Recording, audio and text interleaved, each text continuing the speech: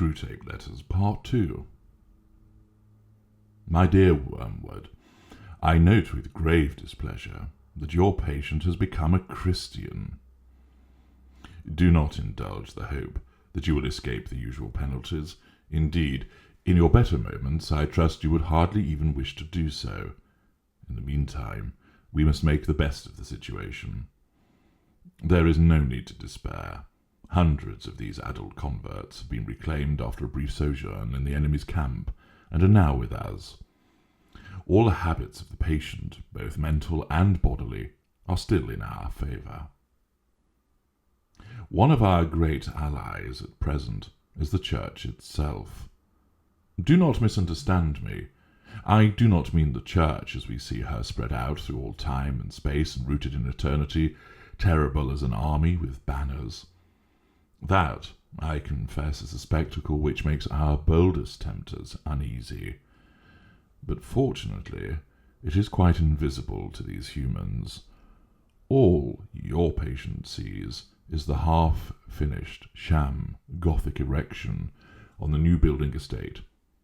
When he goes inside, he sees the local grocer, with rather an oily expression on his face, bustling up to offer him one shiny little book, containing a liturgy which neither of them understands, and one shabby little book containing corrupt texts of a number of religious lyrics, mostly bad, and in very small print.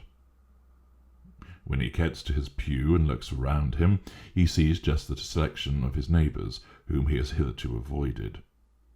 You want to lean pretty heavily on those neighbours. Make his mind flit to and fro between an expression like the body of Christ and the actual faces in the next pew.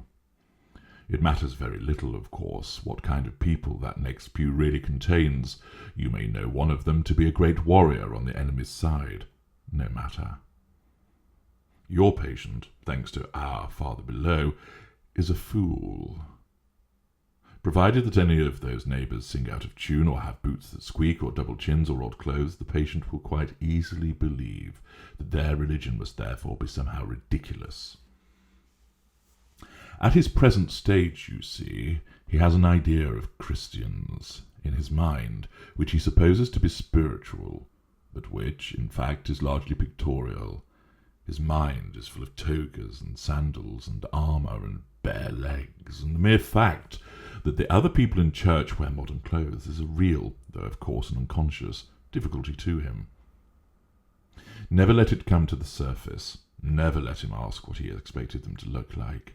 Keep everything hazy in his mind now, and you will have all eternity wherein to amuse yourself by producing in him the peculiar kind of clarity which hell affords.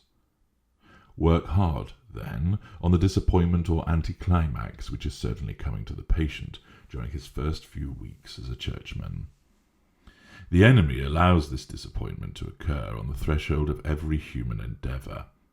It occurs when the boy who has been enchanted in the nursery by stories from the Odyssey buckles down to really learning Greek. It occurs when lovers have got married and begin the real task of learning to live together. In every department of life, it marks the transition from dreaming aspiration to laborious doing. The enemy takes this risk because he has a curious fantasy of making all these disgusting little human vermin into what he calls his free lovers and servants. Sons is the word he uses, with his inveterate love of degrading the whole spiritual world by unnatural liaisons with the two-legged animals. Desiring their freedom, he therefore refuses to carry them, by their mere affections and habits, to any of the goals which he sets before them. He leaves them to do it on their own. And there lies our opportunity. But also remember, there lies our danger. If once they get through this initial dryness successfully, they become much less dependent on emotion, and therefore much harder to tempt. I have been writing hitherto on the assumption that the people in the next pew afford no rational ground for disappointment.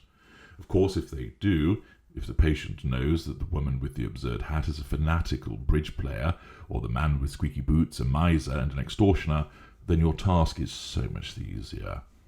All you then have to do is to keep out of his mind the question, if I, being what I am, can consider that I am in some sense a Christian, why should the different vices of these people in the next pew prove that their religion is a mere hypocrisy and convention?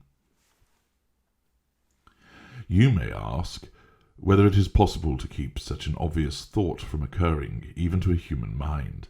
It is, Wormwood, it is. Handle him properly, and it simply won't come into his head. He has not been anything like long enough with the enemy to have any real humility yet. What he says, even on his knees, about his own sinfulness, is all parrot talk. At bottom, he still believes he has run up a very favourable credit balance in the enemy's ledger by allowing himself to be converted, and thinks that he is showing great humility and condescension in going to church with these smug, commonplace neighbours at all. Keep him in that state of mind as long as you can. Your affectionate uncle, Screwtape.